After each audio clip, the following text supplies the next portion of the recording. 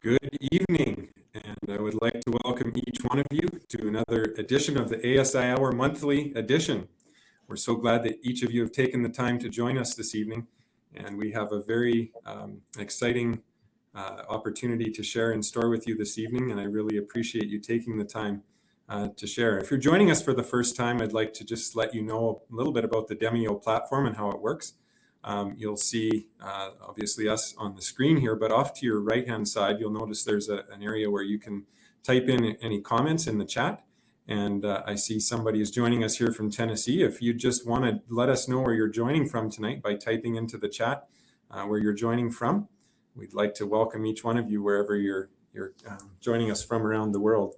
And we again just want to thank you for sharing your evening with us. This evening, we have two distinguished gentlemen joining a discussion here that we're going to just share with you on business and ministry, creative ways to share Christ in business. An exciting topic. And Ruben Dias is joining us here, and Stan Smith. And just to start off here, we're going to open with prayer, and then maybe each one of us will share a little bit about our backgrounds and where we're coming from just to start, so you get to know a little bit about us. And as we go through our time together this evening, I'd just like to encourage you, if there's questions or comments you have, just feel free to put them in the chat. And we'd love to hear from you, and perhaps can save a little bit of time for questions and answers at the end. So with that, Ruben, would you open our time together with prayer this evening? For sure. Dear Heavenly Father, thank you for this privilege to really connect together in a virtual platform in a way that it's only possible now through the means that you gave to each one of us. And that we want now to really put this tool in your hands so that this presentation goes as your will, and that we might be used, Stan, Curtis, and I, to really proclaim you in your name. We adore you. You are our God. And we want to share the things that you have taught us throughout the years. You continue to teach us, and many times we don't even apply them. We're going to review some of them here today, and how we can share you, Jesus Christ, the Savior, to the world. We ask that it will be you that will be talking through us, and not us in any way being the center of any of that we're going to discuss here today. We ask this in Jesus' name. Amen. Amen. Thank you, Ruben. All right. So just to start off here, Ruben, would you just share a little bit about yourself, just some background to where you're coming from and what God has you doing today?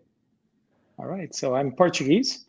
I've been living in Canada for about 12 years, and I started my first company when I was 21. I always wanted to, I'm a little bit of a rebel because the motivation that I had from the beginning was not really seeking a financial return.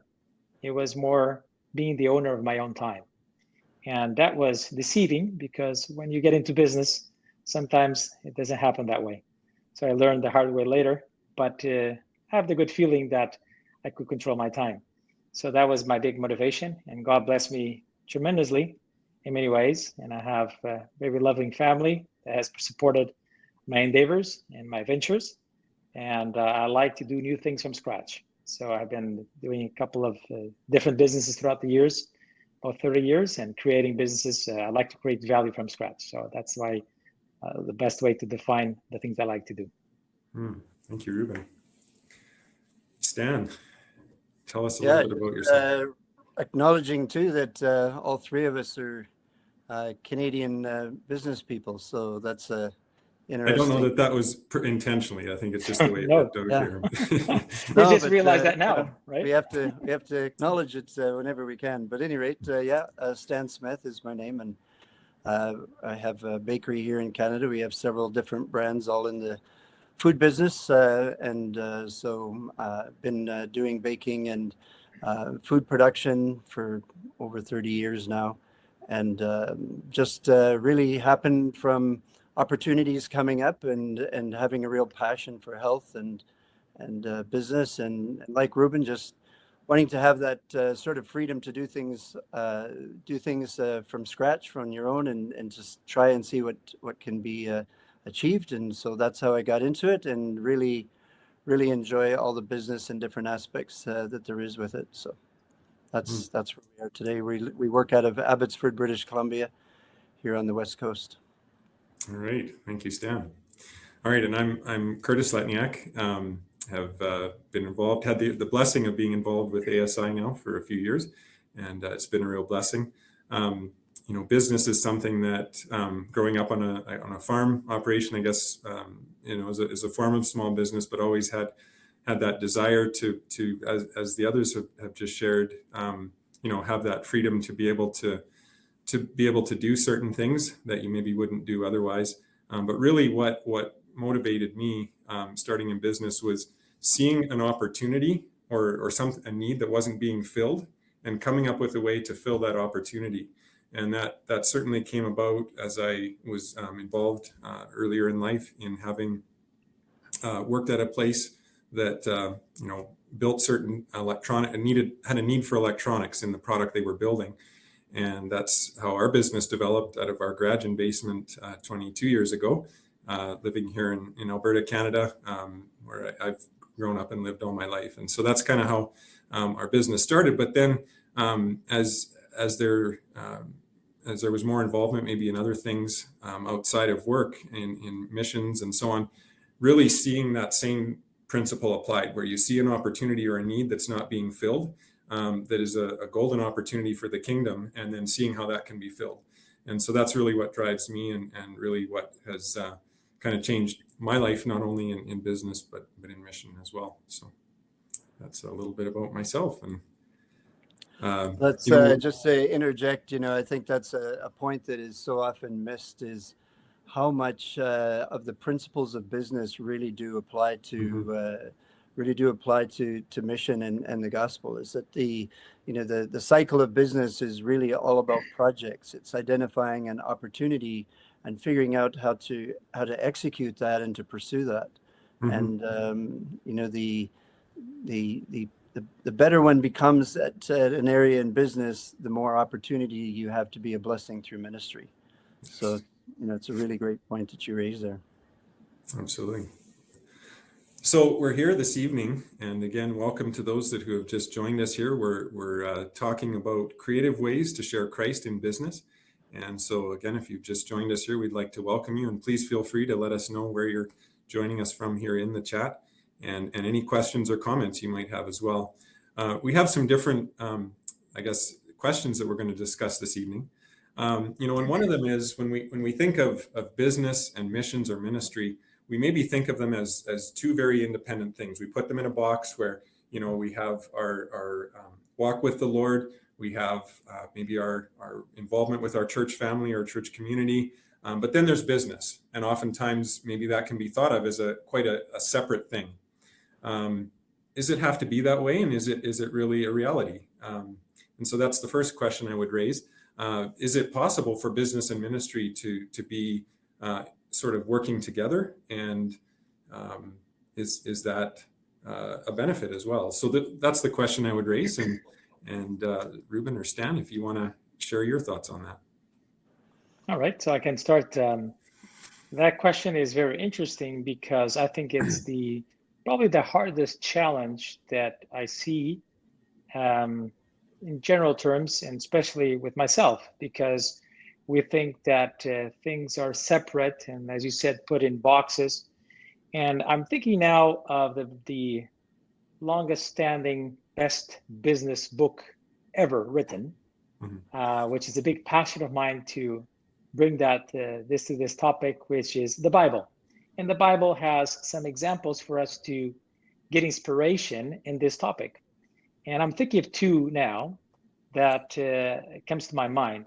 One, let's say a bad example that we can learn from, and one is a good example. So bad example is in 2 Kings 20, and it's when it talks about Ezekiah and the king that has some guests at the palace that come from Babylon, and what he does with that opportunity. And I think we're going to talk a lot today about opportunities, right? What opportunities we have, how do we identify opportunities, and how we actually expose ourselves to be in a situation there's an opportunity. So we can also be proactive. In the case of Ezekiah, he has this visit, as we can remember, and he wastes his opportunity because he boasts about his business. Mhm. And his business was being the king of Israel. And that was the day to day. But I didn't think that at that moment he understood the mission of why he was king and why he was the entrepreneur, because he did have to make decisions and really build that nation at that stage, but he wasted it. So that's a bad example that I always think about it. How many opportunities have I wasted because I compartmentalize and I put those boxes and business is business, business mission? That is a big mistake. And I have been deceived by that many times, and I'm praying that that won't happen. I think we're going to discuss several ways that we can break that barrier, right? And the good example that I remember is David. Actually, David, when he was a kid, when he confronted the Goliath, he says in that endeavor that he had to conquer that Goliath, who was actually in command. And he gave a witness to somebody that was going to be destroyed before he did that. And that's also the opposite inspiration. We can see that in Psalms, that he's always giving witness of who is the entity that is responsible for his success. And I think we have incredible opportunities in business that God puts us in situations that we should do the same way, in a natural way. And that is achieved, I think we're going to talk about that, through relationships. So the relationships, the unique relationships that we can have with certain people that can only be in contact with the gospel through different channels, and we can be that channel. So that's the pay attention of those opportunities, that we can have a blended lifestyle of mission and business. Mm-hmm. Thank you, Yeah, Ruben.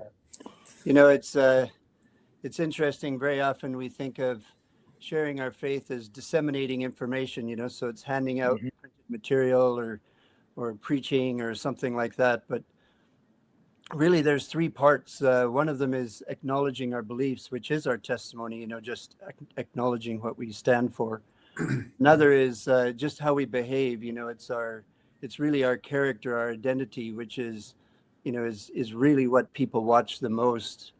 And then the third way is what we can give, you know, the financial support to gospel causes, different things that can happen. And the unique thing with business is that it doesn't change the purpose of life. The mission is still the same, but the audience is different.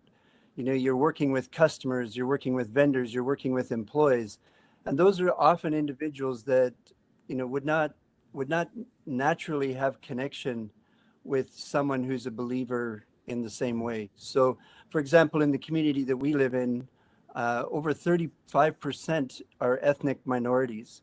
So in a mission type environment, everyone would think, well, if I was to go to a foreign country, that would be a real sacrifice and that would be a mission opportunity. But the reality is that in interacting with people that are from those different cultures and countries, the potential impact is so far reaching in the way that you can actually connect with people. And it's you know, everyone, no matter where they are in the world or what religion they come from, they're all asking similar questions, you know, on origin and destiny and how to conduct life. And the opportunity for personal conversations with people, the ability to provide the answers that Protestant Christianity has, that you know, God is the only creator and Jesus is the only savior and source of eternal life, and the Bible is the only authority. You know, it's amazing how easy it is to have those conversations when you have ongoing interaction with people, and what the potential long-term impact is. So to me, it's a more natural and simple form of being a missionary than simply changing countries or going to a different location. And it has some incredibly impactful aspects if they're blended together. So business as a tool and not as one box versus the other box, you know, of ministry. It's it's just pulling them all together, making it a single focus. Curtis, what Stan just said, I remember two occasions very quickly, actually, things that happened in the two aspects that Stan mentioned. So one is sharing our truth and the doctrines and the truth of what we believe and that opportunity, and also the behavior, right? So we have the behavior. And sometimes we think that the behavior is something that is not captured or understood and it's not effective. I remember two things very quickly that happened recently. And I've been trying, I like to do trials and see how people react to different situations. So I have two vendors. One is constructing a real estate development that I'm doing. And the other one, actually, both of them are doing two locations different. The builder on the one location, he is very secular and he is very, I perceived he was quite close-minded. So in terms of open to spiritual things. And he curses a little bit, let's say a little bit.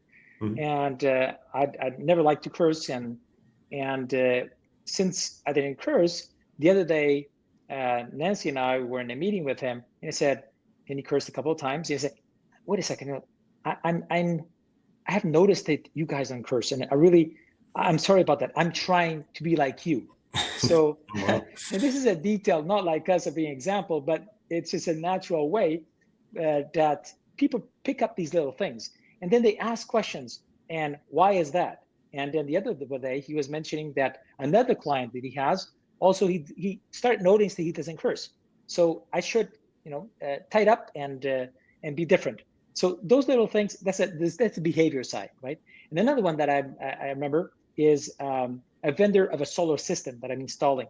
And since he needs to do the job in a short period of time because it's a remote location, I always ask that people obviously don't work on Sabbath, right?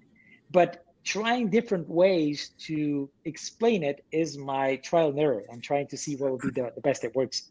And in this case, a particular case, I told him at a certain moment, at the end of a certain conversation, I said, and now, Mike, I want to ask you something really special that I have this secret sauce that is working tremendously in my life. And it is something that has made me, has brought me so many blessings that I want to share with you. Probably you will be interested. Okay. So I catch immediately his attention. What is this, right? So I told him about the Sabbath and how I adore God that created 6 days. And so I give a little bit of the whole thing, creation, and then the Sabbath, and the memorial. And it's a day I can disconnect and be connected with my own, my Savior and my Creator. And that, I know that has given me a competitive edge. So I talk in business terms with him, right? So I said, you should try this, because if you have a separate day, you disconnect from everything, you're going to get so much efficiency, so much effectiveness in those 6 days. When he told me at the end, he heard it and he said, well, absolutely, I'm going to respect it. But you know what? I'm going to think about it. I'm a Baptist, he said. I'm a Baptist. And I didn't know he was a Christian. He asked me, are you a Christian? Because when you say you're Seventh-day Adventist, people think that you're not Christians, right? Sometimes. Right. And I said, yes, I am Christian. The Christian is, we're Christ-centric. We're Bible-centric, it's Christ-centric. But we keep the Sabbath because Jesus taught us how to keep the Sabbath. Did you know that Jesus actually went to the synagogue and kept the Sabbath? He said, oh, is it? I didn't realize that. So very basic things. And then we had a very interesting conversation to make it short. But it's the pitch, the initial pitch can make a huge difference because you adapt to the language that people are looking for. Yes. That's interesting. I had an employee that he was one of our senior executives that he left us a couple years ago. He got back in touch with me a while ago, and he said, you know what I miss most about your company? And so I was hoping for something maybe flattering, but he said, it's the Sabbath. He said, wow. In the food business, we always work 24/7. And he said, so even if I have a day off, I'm always close to the phone, always waiting for things that could go wrong to get involved. And he said, when your company just completely stops, he said, it developed in our family an opportunity for us to really plan things, because I knew that I had this one day where nothing else was happening, and we could get together as a family, and it could really make a difference. So it was interesting to see, in his life, the difference. And he was saying, I'm thinking about trying to incorporate that into something that I can do again in the future, and just as a personal value. So Mm-hmm. it does make a difference in people when they try it. They do recognize it. Mm-hmm. So what I'm hearing then is bringing those principles of those Christian principles, those biblical principles into the way that our businesses operate and the way that we interact with people in itself has a very intentional witness that you might never have otherwise had. And that I think is something that is kind of practicing what you preach, putting it into action, not just talking about it, but living it in not only your daily lives, but in the way you run your business. And that's really, I'm thinking of, additional reasons as well to, where business and ministry are not two separate boxes. Really, I'm wondering if it, it really starts with, if everything that we've been given comes from God and given to us for a very specific purpose, then it would stand to reason that whatever we have belongs to him and should be used, for him. Mm-hmm. And so if he's given us either experiences or businesses that, opportunities, I should say, to develop, those are really things that belong to him. And unless they're given to him, they really lose their purpose. Unless they're really for him, and serving the purpose that he intended, they're going to be pointless. Mm-hmm. And I can just share, when I had started in business, initially maybe there was the desire to just make a living or to provide for your family. But as time goes on and maybe things develop, eventually you kind of wonder, why am I doing this again? Like, what's the reason, I'm really doing this? And everyone probably is going to have to confront themselves with that question, or be confronted with that question. And for me, then it was like, well, okay, God's given me a bigger purpose here than just making another day, another dollar. So really, if I'm not living the intent that he has for this business to serve, and whatever that is, it is pointless. I'm just spinning my wheels, and at the end of the day, I'm gonna have lived a life that is pointless if I'm not, if the business that he's given me and the talents and opportunities have not been completely dedicated to him. It's going to be very unfulfilling, I suppose. And so it came to the point where I realized, not only with maybe your time, or sorry, your maybe, the money and things that we mentioned, but in even giving back in terms of your time, and how we maybe realize that also belongs to God, and how that time can be used not only in business but in ministry as part of fulfilling that, I guess, that purpose that he has for us to be giving all the time, to be giving for his kingdom, to fulfill his real purpose for that. So really, those two are essentially inseparable, I think. And from what I'm hearing, business and ministry are really how God intended us to live our lives in business, is those two together. Otherwise, they're pointless. Mm-hmm. So, all right. So we've established that business and mission or ministry have a very tight connection here. The next question I'd have would be, what are, and you've shared, Ruben, you already shared a couple of these, but what are some more. real life? Okay, perfect. Some real life examples. Let's put some skin on this. What does this look like? I mean, Mm-hmm. it's nice to say, and we've established this is maybe how God intended it, but really, what does that look like in real life? Mm-hmm. You're busy, you have lots of things going on, and there's lots of demands and lots of distractions. But at the same time, how can these opportunities for business and ministry come together in a way where they can share Christ with people you would have never connected with likely otherwise? And Ruben, you gave a couple perfect examples of that, where, if you were not doing this development, you wouldn't have been in contact with those people. Right.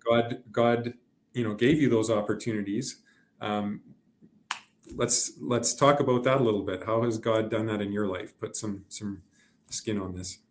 Mm-hmm. I was one thing that I had always since I was a kid, the dream of going around the world on aircraft.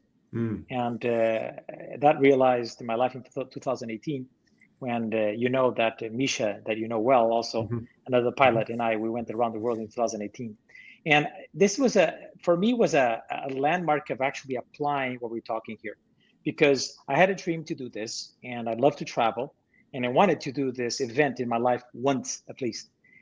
But then when I design it, it has to do always with the mindset that you have. So the mindset that I had that moment was, okay, I'm going to do this, but what is the purpose? How can I put mission in here? How can I put something that actually is opening up doors? Because God opens doors in situations that you don't know the future. You're going to be exposed to people, exposed to new situations, exposed to new countries, new cultures. And how is that going to actually open doors? So we came up with an excuse, actually went around the world in 2018, and we branded because of that. So we branded, as I shared with you, I think before, was Epic, right? Which Epic is, we made Epic because it sounds nice, but the purpose behind it is empowering people, inspiring change. Now, why is that? Because we set up the excuse that people wanted to meet us and see us in different locations. We went through 45 countries.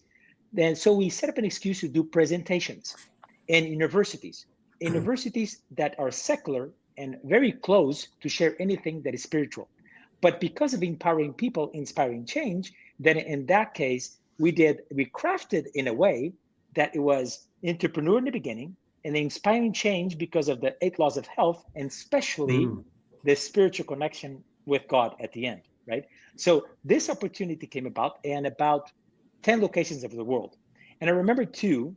One was in Colombia, in a university, the state university, and it was in Cartagena.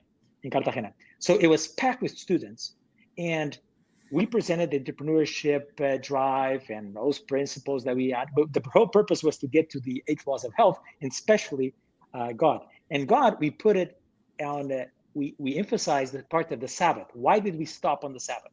Why did it gave us a benefit, a competitive edge, a competitive advantage of stopping on the Sabbath? And you can't even imagine at the end the amount of people that wanted to talk with us, but 80-90% of it was about this spiritual thing, the difference that was presented. So that was in Cartagena. Another one was Laval, another university in Quebec, which is extremely secular. And I remember one thing, and I was just finished here. One thing that happened there. At the end, it was an MBA group, just MBA students. And one of the students came to me and said, I am a foreign student. I came here to study in Canada, and I'm a Christian. I was extremely impressed. Why did you share the way you did? Because it gave me a lesson. What am I doing here in this university? Why am I not sharing this so openly? Because people are actually not afraid of hearing it. We were in a very special situation because people wanted to hear the story around the world, but that was the foot on the door that I wanted their attention for. So they look up to that situation, so you can channel other things, and those opportunities, you can't lose them. So it's always the way that you craft. In business, you have to craft a strategy, and you craft a strategy for the ultimate goal. And if that ultimate goal is there, it is complete. I think what Ruben is saying that really stands out is whatever you do in life, start with that mindset of mission, and build from there. I know that in business, it's easy to be focused on the problems that you have to solve in that specific situation. But if you start with prayer every day, recognizing that you're only as strong as the impact of the Holy Spirit, and you just pray for that mindset. And then when you go through your day, don't be ashamed to acknowledge yourself as a Christian in not in a pushy way, but if I always like to try to see if there's little things that could be said that would create a question. So it's not where you're trying to come across as preachy or say anything, but you just make a comment, and then you see if they pick it up. And if they pick it up and come back with a responding comment, and then you have a potential for a conversation to happen. And I know that in our business, there's been so many times as you're interacting with people, everyone knows that that we're Christian. Everyone understands the beliefs, and if you often just give them opportunity by having a comment or something that is a conversation starter, and then leave it up to the Holy Spirit to to set the tone or set the opportunity and develop it when it arises, that it really makes it very easy and straightforward to have quite an impact. And I think of a situation that still means a lot to me with an employee that we hired. He was a plant manager, and within a couple of weeks of starting the job, he was diagnosed with aggressive lung cancer. And over the next 6 months before he died, he became a Christian. He became a Seventh-day Adventist. And he'd come to Canada from China, and he was extremely focused. He was, very aggressive, very talented, a huge loss to us not to have him be able to continue. But he'd come to Canada wanting to build a life, no interest in religion. And yet he came to our business right at the time in his life when he was forced to stop and think about eternity. What's my destiny? What is life all about? And, to be able to have those conversations, to be able to talk with him. He watched all of Pastor John Bradshaw's and Pastor Doug Batchelor's presentations, Fountain View Steps to Christ videos. He just was, he just absorbed it so rapidly, and he would be showing them to his care nurses and just, an incredible effort on his part to really understand and change his life. And it just really taught me that each of us has a network of contacts that's unique to us. It's and when you're in business, you have connections with people that no one else is going to likely have. This individual was, because he was relatively new to Canada, he didn't have a network that expanded into these different areas.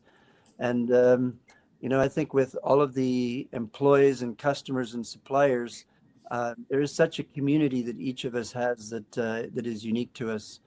And in the food business, one of the things that's unique, I shouldn't say unique, I'm sure it's with other industries, but one of the things that we have is trade show exhibiting.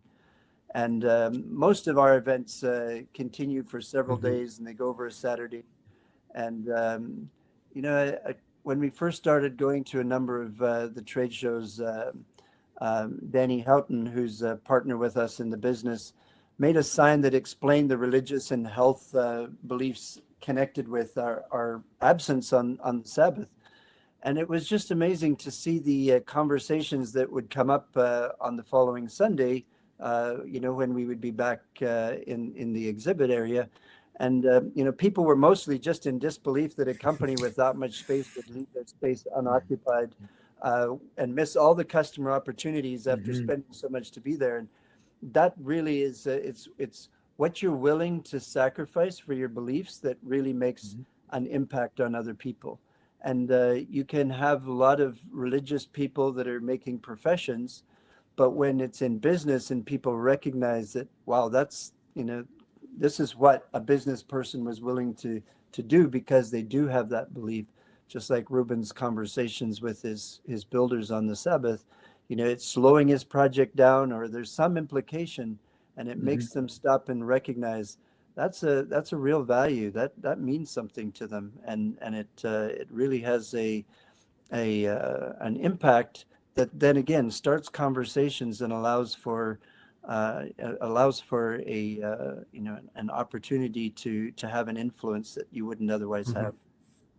I think that the Sabbath is actually almost like a secret weapon that we're not using it, entirely. I remember another thing during the trip is that because we stopped every Sabbath, we flew 6 days a week. We stopped on the Sabbath, and we vlog. Misha Vlog has a very big following on YouTube. The trip was seen, probably viewership was in total number of views of vlogs were more than 1 million.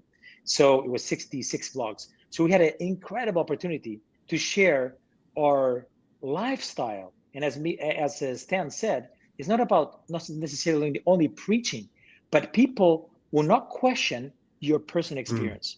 So we have that incredible advantage when we share our personal experience. They don't come to you and say, "Oh yeah, that doesn't work for you."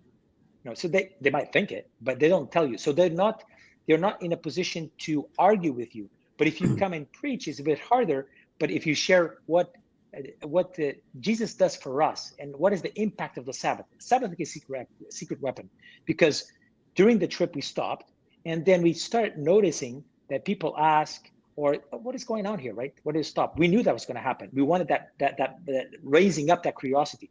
And then I remember in almost ending the trip in Sakhalin in Russia. So crossing from Japan to Russia, there's a town there, Sakhalin. And when we stopped there, we decided there was a weekend there. So we stopped Sabbath as well. And Sabbath, we went to a park.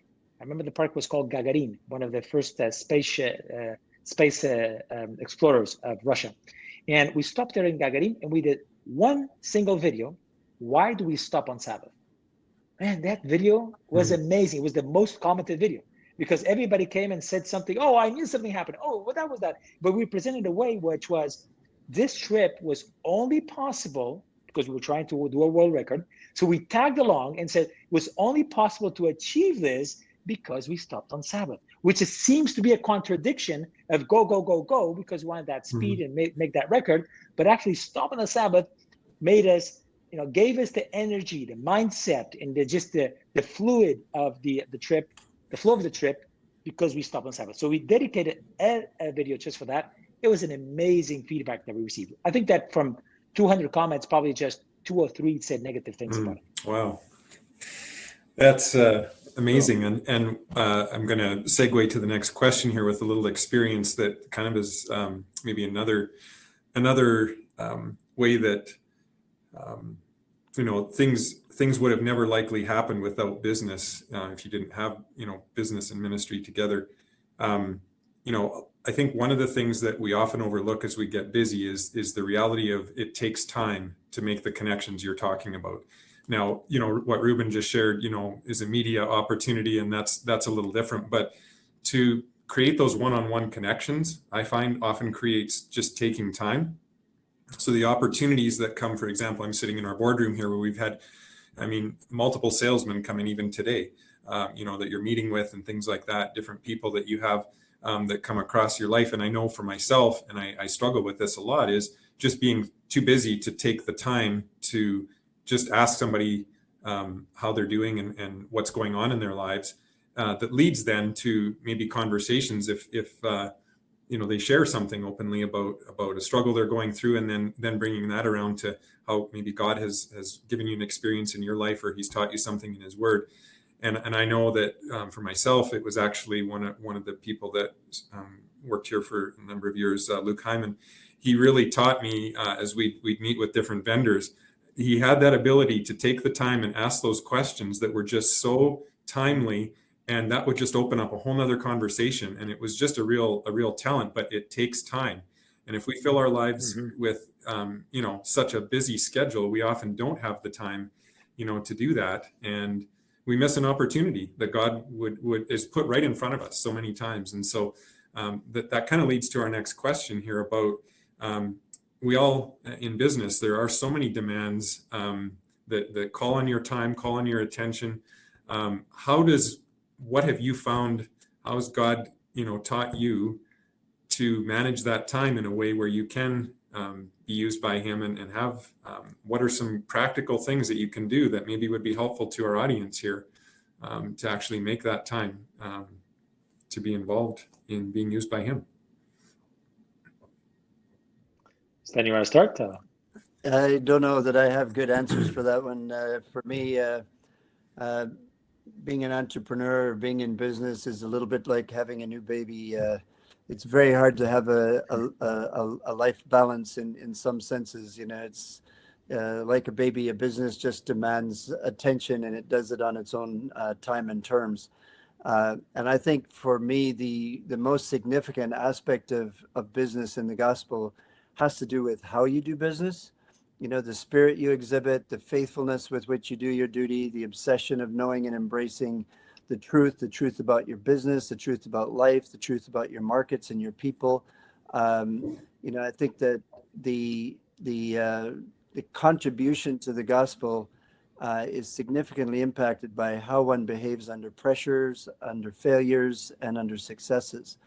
And I think the the most significant aspect isn't so much as finding a time to stop business and shift to a time for ministry, but to be living in that mindset of ministry, so that whether it's, you know, in a one-on-one meeting that you're having with an employee or a customer or whatever it may be, that you can actually be in a state of mind where you can take that detour into a spiritual topic if the opportunity opens up, to just have that clarity of perspective to be willing to move in and out of those opportunities when it actually comes up. But it doesn't seem like, at least for me, it's a, you know, we're going to stop at 3:00 p.m. today and we're going to do something. It's more just a merging and a melding together of priorities and values, so that you can stop and have that conversation with people about something in their personal life, or about an opportunity that they're up against, or a challenge they're up against. And it has to sort of meld together, but it has to be more of a flow than it is compartmentalized. Of course, there's a crude reality. I think about this a lot. A statement that is not true is when we say, I'm not going to say the others say, we say, I do not have time.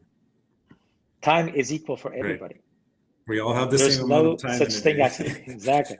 So when we say I do not have time, what we're saying is I'm not putting Right. that item on priority, which is very different, very, very different. So it's an excuse that we have for ourselves. I don't have time. Like it almost seems that we're being commanded by somebody else. Well, sometimes we're commanded by our own business, which is lesson probably not to be. But what I mean by that is we are the owners of our own time. And a lesson that I have been taught by somebody, a friend, that told me something that was very inspiring. And this, I think it frames well in this question, is ask God for divine appointments. Because in business, we are about all about scheduling appointments and having our days and weeks well organized. At least we should. With some flexibility for some creativity, innovation of things that might pop up with not planned. But we do plan our lives in a scheduled way. But when we ask for God in prayer every single day for a divine appointment, there's two things that will happen. One is that our brains will be more, Ellen White says that we are transformed, we're transformed to what we contemplate, right? So we are what we contemplate. So if we contemplate that in prayer, saying, "No, God, give me divine appointment today. Give me an opportunity that could be a small or big, whatever, I can share my faith through the natural ways that we normal, the very easy ways, let's say, that you don't need any special training, but that you can do as we have been discussing. So allow me to have those divine appointments. You will be amazed that they will happen. So there's two things that are going to happen. One, you're paying more attention because you're contemplating that. So you're going to be looking for those opportunities. And then the other thing is you have asked, God gives. So praying for divine appointments, I think it's key. And I've been trying this, and sometimes I forget. But when I ask, they do happen, which is amazing. You know, I would just want to add that, you know, one of the things that is really, it gives almost like a recreational recharge in a unusual sense of the word, maybe, but being involved in some kind of a charitable or nonprofit type contribution outside of business. And I find that if I schedule time, whether it's serving on a board or whether it's doing some volunteer work or just supporting an organization, that even though it takes away time, when I go back to the business, it seems like it gets made up. You still get some things done. It's amazing to see how even though you carve it away, you would think you would come away more exhausted or more behind in business, it's amazing how you still are blessed, and God makes God gives you the wisdom to still work through it. Yeah, Stan, I can definitely relate to that.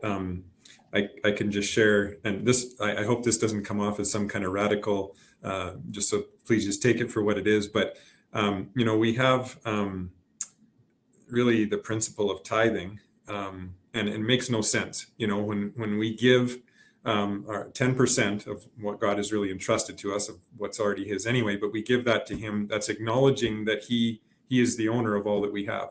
And is it any different with our time? So kind of the little thing that I always throw out there when this question comes up is try tithing your time. And it's a start. And you'll find that as you give that time to the Lord, that, as you said, Stan, it'll be made up in such a way that you're like, oh, wow, okay, if He can do that, then maybe as I commit my calendar to Him, my schedule to Him for today, I can trust Him, because I can see that as I gave Him that time in this one scenario, whether it was a mission trip that I thought I could just never have the time for, as you said, a board that if you just don't have the time for, if God has called you to that, He'll make the time for you if you commit your schedule to Him. And so with that, it's just really a faith building experience where then we can go further as He calls us to do more. And it's just like tithe. I mean, where people say that, they're now giving, far beyond 10%, and they're just seeing how God has blessed that.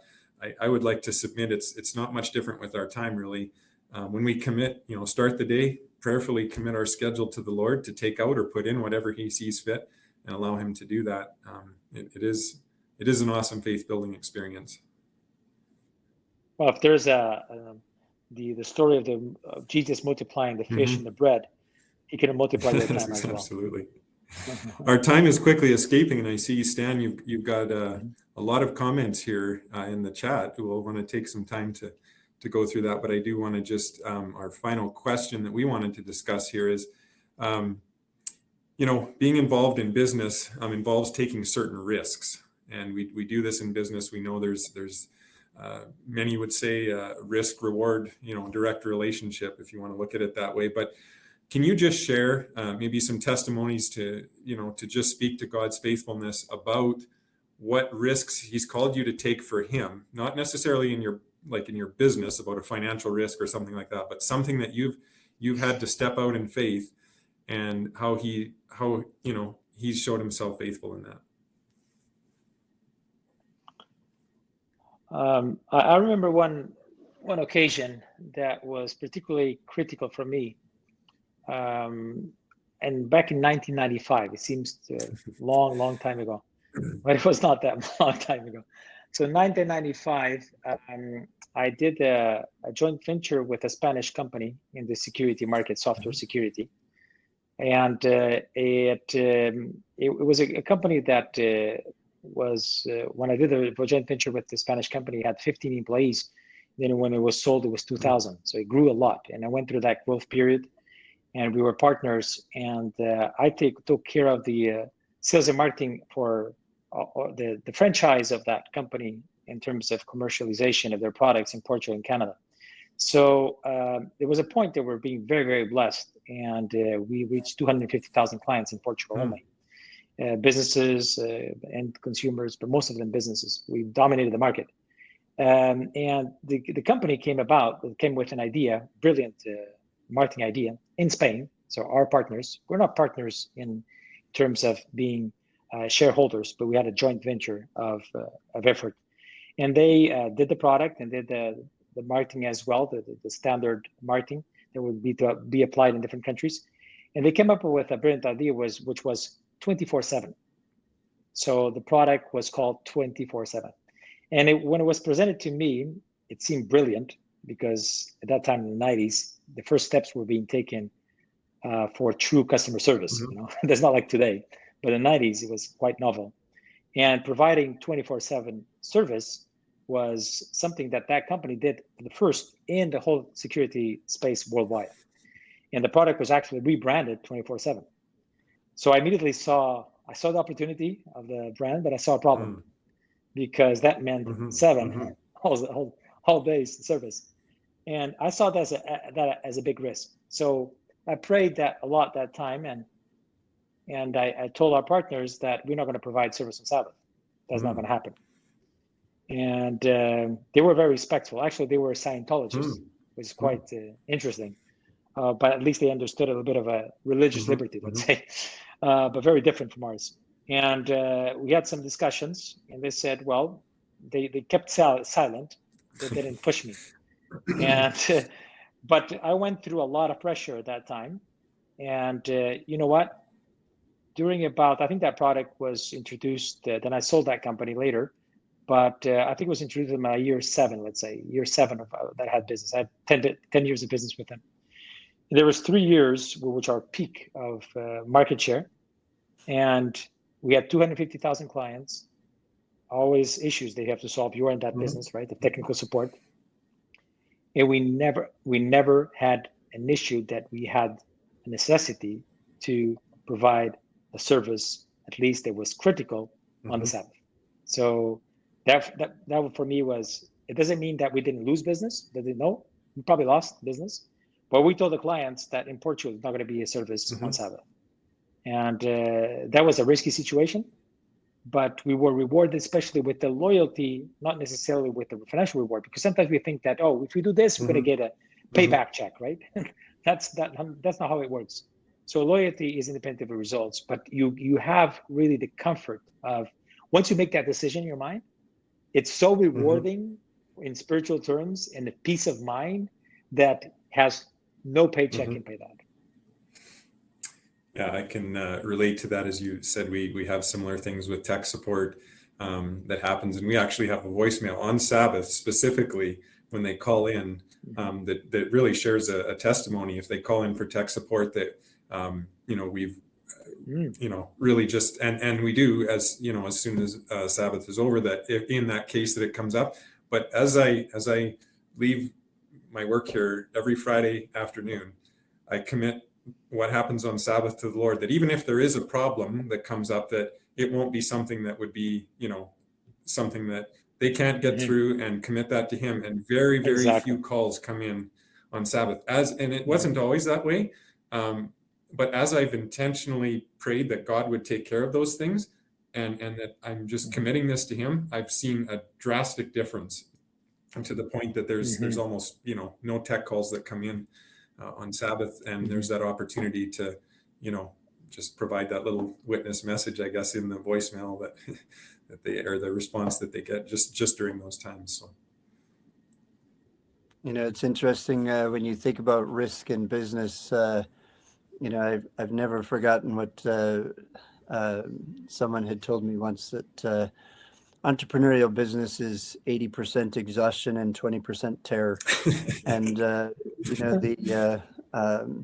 the reality is that so many things, almost everything that you do in business is decisions that carry some risk. In fact, if people avoid risk, they're really not avoiding risk, they're just postponing risk. You don't make a decision today to deal with an issue and to address it. Your competition is very likely to be making that decision, and you're going to be facing a different type of a stress and a risk down the road from your failure to make that decision. And I think that that's so true in reference to the gospel as well, is that if we don't take the opportunity and the advantage of sharing the gospel today, we're simply moving the risk point, maybe even from us to somebody else, or it's going to make it so that we have to take different types of risk later on that we could have been so much easier to deal with at this time today. But the in response directly to the question you have, is that I just would want to comment that even yesterday I had a situation where I had a meeting with several of our leaders, and the one individual commented that something that we hadn't expected to happen, that was a definite risk to the business, that it hadn't turned out, and everyone in the room recognized that the probability of it turning out the way it did was, it wasn't impossible, but it was such that everybody was like, wow, someone's looking out for this business. And that kind of situation happens to us over and over and over again. And it doesn't justify taking risks that mean that we don't put in the care of planning and discipline and execution and all the different things that are required in business. But it's amazing how God really takes care of business. And I think that it also extends into commitments that one makes with time, with finances, that as you go out and you start to make those commitments and you start to put your efforts out, that that God covers, God looks out for for the commitments that have been made with prayer, for his cause, or for how you're choosing to do business. And for me, ministry and business is the same thing. I think business, if anything, requires more prayer. The decisions that need to be made around business are spiritual decisions. That the decisions that I need to be making in business aren't financial only, that they are really gospel and spiritual business decisions as well. And God looks out for those and guides us and protects us through those, just the same as if we were in any exclusively religious type situation. Yes, that's true. And I'll just share a sort of a short testimony here as our time is quickly escaping. But we really felt in cultivating a culture here in our workplace of giving, that we were going to open it up to or anybody that wanted to come on a mission trip, to make that available to them. And so we opened it up, obviously realizing there could be a big risk to that, because you don't know, how many are going to respond, and what would that look like if many did. And sure enough, we opened up the opportunity for a number of to everybody who wanted to come to join us in a mission trip overseas. And so we had to actually change the strategy, because we thought we can't all be gone at the same time. Like what kind of a company can run, like that? So we had 2 mission trips. Then we split it up into 2 trips that were supposed to be at different times. And wouldn't you know it, as the time drew closer, they were going to actually end up during the same 2 weeks. And so this meant like over a third of our staff were going to be gone at this time. And God's sense of humor was just like, we not only ended up on the same completely different mission trips, completely different people planning them, we ended up on the same flight out. So it was almost like God kind of making it like, this is something I've got. So going into this, we're like, there's no way this will ever work, but we're going to put this in the Lord's hands, and we'll just let the chips fall where they may, so to speak. And that was the team that was left here during that time said things had never run so smoothly. And maybe we were just like, well, maybe we shouldn't be here. But at the same time, it was just such a powerful testimony to, you take a risk. We knew that there could be a big, negative impact if God wasn't in this. But God is so faithful when he puts that, I guess, conviction on your heart that you need to open this up. And not only that, just the impact that this had on our team that did go, and even the ones that were here supporting the ones that were gone, was a huge, I guess, just boost in faith. And that then has continued. We haven't been able to go here for a year and a half now, but this is a yearly thing for us now, that this is open to the whole team. And it's been kind of a testimony for us of God's faithfulness when we take risks, just like we would in business. Amen. All right, we have some comments here or questions. Looks like there's a few questions here. Stan, I think a question about Fountain View I saw earlier here. Just wanting to maybe know a little bit more about how Fountain View was something you were able to kind of work into your experience in developing, this sort of landmark school with your business responsibilities as well. Well, there's no one person who carries anything significant. The story of my involvement with Fountain View really extends to my father-in-law.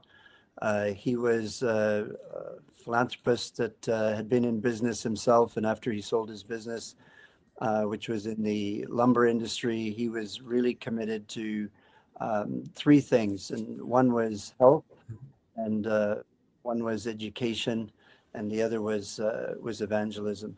And so he really was committed to the idea of education, um, continuing to follow the pattern of character development with a work study program, and where everything involved in the academic program was based on the Bible, Mhm. and using the Bible and the writings of Ellen White and the principles that were outlined there as the guide. And we began to work with Fountain View from a financial side through him. My father was a school teacher as well, and had helped in pioneering Fountain View's program as well through board participation and starting an academy in the northern part of BC, which eventually merged with Fountain View.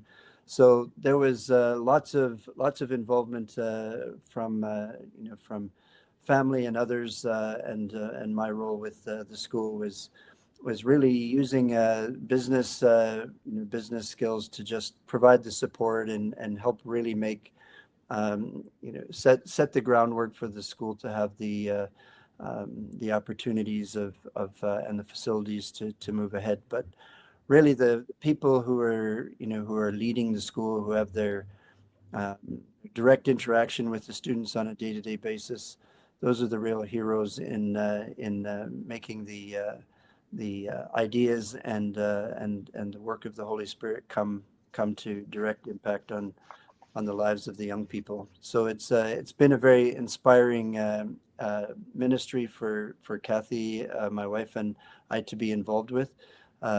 Previous to COVID, even though we live several hours away, we would, every time we had a chance, attend church on Sabbath there, and it just has always been a huge blessing in our lives. It just always leaves us more inspired to be able to be participating in that kind of a ministry. Mhm. Praise God. All right. Well, thank you, Stan. Thank you, Ruben. Our hour is up, and it is the ASI Hour. We respect your time, but we want to thank each of you for joining us this evening.